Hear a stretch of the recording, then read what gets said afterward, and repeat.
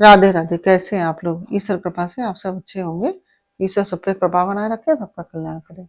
आज हम बताने जा रहे हैं श्रीमद् भागवत महापुराण के 7वें स्कंद का 11वां अध्याय, मानव धर्म, वर्ण धर्म और स्त्री धर्म का निरूपण। और उसके पहले हम कहना चाहेंगे, यदि आपने हमारे चैनल को सब्सक्राइब नहीं किया है तो प्लीज हमारे चैनल को सब्सक्राइब कर लीजिए और बेल आइकन बटन अवश्य दबा दीजिए, जिससे कि हमारे आने वाले सारे वीडियोस आपको प्राप्त हो सकें।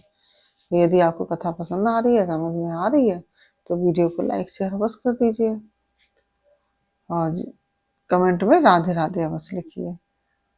चलिए अब चलते हैं कथा की तरफ। श्रीमन नारायण नारायण हरि हरि, लक्ष्मण नारायण नारायण हरि हरि, तेरी लीला सबसे प्यारी प्यारी, हरि हरि तेरी लीला सबसे प्यारी न्यारी, हरि हरि श्रीमन नारायण नारायण हरि हरि, लक्ष्मण नारायण नारायण हरि हरि। राधे राधे। बोलो कृष्ण कन्हैया लाल की जय। श्री सुखदेव जी कहते हैं, भगवान मैं प्रहलाद जी के साधु समाज में सम्मानित पवित्र चरित्र सुनकर संत शिरोमणि युधिष्ठिर को बड़ा आनंद हुआ। उन्होंने नारद जी से और भी पूछा। युधिष्ठिर ने कहा, भगवान अब मैं वर्ण और आश्रमों के सदाचार के साथ मनुष्यों के सनातन धर्म का श्रवण करना चाहता हूँ, क्योंकि धर्म से ही मनुष्य को ज्ञान, भगवत प्रेम और साक्षात परम पुरुष भगवान की प्राप्ति होती है। आप स्वयं प्रजापति ब्रह्मा जी के पुत्र हैं और नारद जी आपकी तपस्या, योग एवं समाधि के कारण वे अपने दूसरे पुत्रों की अपेक्षा आपका अधिक सम्मान भी करते हैं। आपके समान नारायण परायण, दयालु, सदाचारी और शांत ब्राह्मण धर्म के गुप्त रहस्य को जैसा यथार्थ रूप से जानते हैं, दूसरे लोग वैसा नहीं जानते। नारद जी ने कहा, युधिष्ठिर अजन्मा भगवान ही समस्त धर्मों के मूल कारण है। वही प्रभु चराचर जगत के कल्याण के लिए धर्म और दक्षपुत्री मूर्ति के द्वारा अपने अंश से अवतीर्ण होकर बद्रिका आश्रम में तपस्या कर रहे हैं। उन नारायण भगवान को नमस्कार करके उन्हीं के मुख से सुने हुए सनातन धर्म का मैं वर्णन करता हूँ। युधिष्ठिर, सब वेद स्वरूप भगवान श्री हरि उनका तत्व जानने वाले महर्षियों की स्मृतियां और जिससे आत्मग्लानि न होकर आत्म प्रसाद की उपलब्धि हो, वह कर्म धर्म के मूल हैं। युधिष्ठिर, धर्म के ये 30 लक्षण शास्त्रों में कहे गए हैं। सत्य, दया, तपस्या, शौच, तितिक्षा, उचित अनुचित का विचार, मन का संयम, इंद्रियों का संयम, अहिंसा, ब्रह्मचर्य, त्याग, स्वाध्याय, सरलता, संतोष, समदर्शी महात्माओं की सेवा, धीरे धीरे सांसारिक भोगों की चेष्टा से निवृत्ति, मनुष्य के अभिमानपूर्ण प्रयत्नों का फल उल्टा ही होता है, ऐसा विचार, मौन, आत्मचिंतन, प्राणियों को अन्न आदि का यथायोग विभाजन, उनमें और विशेष करके मनुष्यों में अपने आत्मा तथा इष्ट देव का भाव, संतों के परमाश्रय भगवान श्री कृष्ण के नाम, गुण, लीला आदि का श्रवण कीर्तन, स्मरण, उनकी सेवा, पूजा और नमस्कार, उनके प्रति दास्य, सख्य और आत्मसमर्पण, यह 30 प्रकार का आचरण सभी मनुष्यों का परम धर्म है। इसके पालन से सर्वात्मा भगवान प्रसन्न होते हैं। धर्मराज, जिनके वंश में अखंड रूप से संस्कार होते आए हैं और जिन्हें ब्रह्मा जी ने संस्कार के योग्य स्वीकार किया है, उन्हें द्विज कहते हैं। जन्म और कर्म से शुद्ध द्विजों के लिए यज्ञ, धन, दान और ब्रह्मचर्य आदि आश्रमों के विशेष कर्मों का फल है। अध्ययन, अध्यापन, दान देना, दान लेना और यज्ञ कराना, ये छह कर्म ब्राह्मण के हैं। क्षत्रियों को दान नहीं लेना चाहिए। प्रजा की रक्षा करने वाले क्षत्रिय का जीवन निर्वाह ब्राह्मण की सेवा और सबसे यथायोग कर तथा दंड, जुर्माना आदि के द्वारा होता है। वैश्य को सर्वदा ब्राह्मण वंश का अनुयायी होकर गौरक्षा कृषि अनुयायी रहकर गौरक्षा कृषि एवं व्यापार के द्वारा अपनी जीविका चलानी चाहिए। शूद्र का धर्म है द्विजातियों की सेवा। उसकी जीविका का निर्वाह उसका स्वामी करता है। ब्राह्मण के जीवन निर्वाह के साधन चार प्रकार के हैं: वार्ता, शालीन, यायावर और शिलोच्छन। इनमें से पीछे पीछे की वृत्तियां अपेक्षाकृत श्रेष्ठ हैं। निम्न वर्ण का पुरुष बिना आपत्ति काल के उत्तम वर्ण की वृत्तियों का अवलंबन न करें। क्षत्रिय दान देना छोड़कर ब्राह्मणों की शेष पांचों वृत्तियों का अवलंबन ले सकता है। आपत्ति काल में सभी सब वृत्तियों को स्वीकार कर सकते हैं।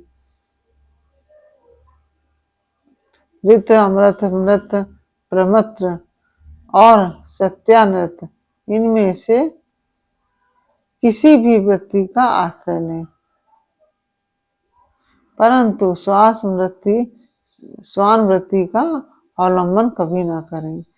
बाजार में पड़े हुए अन्न तथा खेतों में पड़े हुए अन्न को बीन कर शिलोच्छ वृत्ति से जीविका निर्वाह करना रहता है। बिना मांगे जो कुछ मिल जाए उसी आयाचित शालीन वृत्ति के द्वारा जीवन निर्वाह करना अमृत है। नित्य मांग कर लाना अर्थात यायावर वृत्ति के द्वारा जीवन यापन करना मृत है। कृषि आदि के द्वारा वार्ता वृत्ति से जीवन निर्वाह करना प्रमत्त है। वाणिज्य सत्यानृत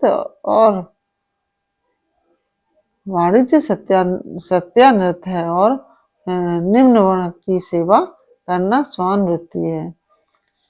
ब्राह्मण और क्षत्रियों को इस अंतिम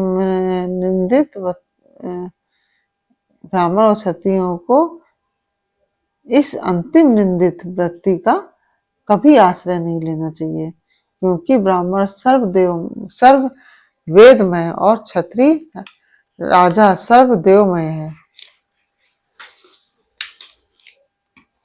सम, दम, तप, शौच, संतोष, क्षमा, सरलता, दान, दया, भगवत परायणता और सत्य, ये ब्राह्मण के लक्षण हैं। युद्ध में उत्साह, वीरता, धीरता, तेजस्विता, त्याग, मनोजय, क्षमा, ब्राह्मणों के प्रति भक्ति, अनुग्रह और प्रजा की रक्षा करना, ये क्षत्रिय के लक्षण हैं। देवता, गुरु और भगवान के प्रति भक्ति, अर्थ, धर्म और काम, इन तीनों पुरुषार्थों की रक्षा करना, आस्तिकता, उद्योगशीलता और व्यवहारिकता, निपुणता, ये वैश्य के लक्षण हैं। उच्च वर्गों के सामने विनम्र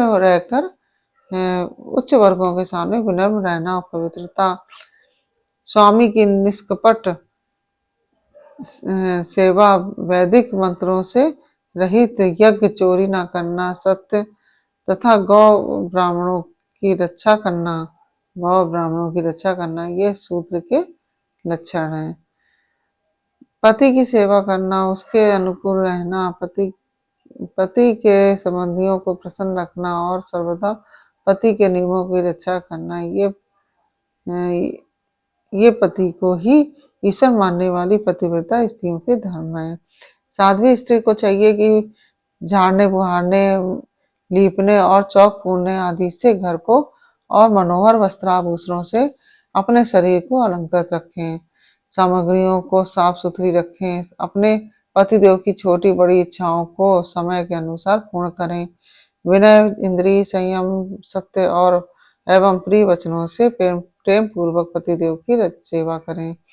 जो कुछ मिल जाए उसी में संतुष्ट रहें। किसी भी वस्तु के लिए ललचावे नहीं। सभी कार्यों में चतुर और धर्मज्ञ हों। सत्य और प्रिय बोलें। अपने कर्तव्य में सावधान रहें। पतिव्रता और प्रेम से परिपूर्ण रहकर यदि पति पतित न हो तो उसका सहवास करें।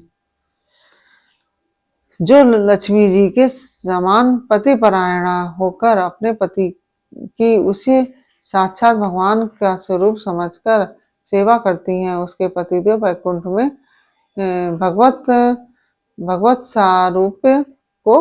स्वरूप को प्राप्त होते हैं और वह लक्ष्मी जी के समान उनके साथ आनंदित होती हैं। युधिष्ठिर, जो चोरी तथा अन्य पाप कर्म नहीं करते हैं, उन अंत्यज तथा चांडाल आदि अंत्यवसायी वर्णशंकर जातियों की वृत्तियां वे ही हैं जो कुल परंपरा के उनके यहाँ चली आई हैं। वेददर्शी ऋषि मुनियों ने युग युग में प्रायः मनुष्य के स्वभाव के अनुसार धर्म की व्यवस्था की है। वही धर्म उनके लिए इस लोक और परलोक में कल्याणकारी है। जो स्वाभाविक वृत्ति का आश्रय लेकर उस अपने स्वधर्म का पालन करता है, वह धीरे धीरे उन स्वाभाविक कर्मों से भी ऊपर उठ जाता है और गुणातीत हो जाता है। महाराज, जिस प्रकार बार बार बोने से खेत स्वयं ही शक्तिहीन हो जाता है और उसमें अंकुर उगना बंद हो जाता है, यहाँ तक कि उसमें बोया हुआ अंकुर जो बीज यहाँ तक कि उसमें बोया हुआ बीज भी नष्ट हो जाता है। इसी प्रकार ये चित्त जो वासनाओं का खजाना है, वास्तव विषयों का अत्यंत सेवन करने से स्वयं ही उब जाता है, परंतु संकल्प भोगों से ऐसा नहीं होता है। जैसे एक एक बूंद घी डालने से आग नहीं बुझती, परंतु एक ही साथ अधिक घी पड़ जाए तो वह बुझ जाती है। जिस प्रकार के वर्ण को बदलने वाला जो लक्षण कहा गया है, जिस पुरुष के वर्ण को बदलने वाला जो लक्षण कहा गया है, वह यदि दूसरे वर्ण वाले में भी मिले तो उसे भी उसी वर्ण का समझना चाहिए। इस प्रकार ये 11वां अध्याय पूर्ण हुआ और फिर मिलते हैं आपसे अगले अध्याय में, अगले वीडियो में। तब तक के लिए राधे राधे।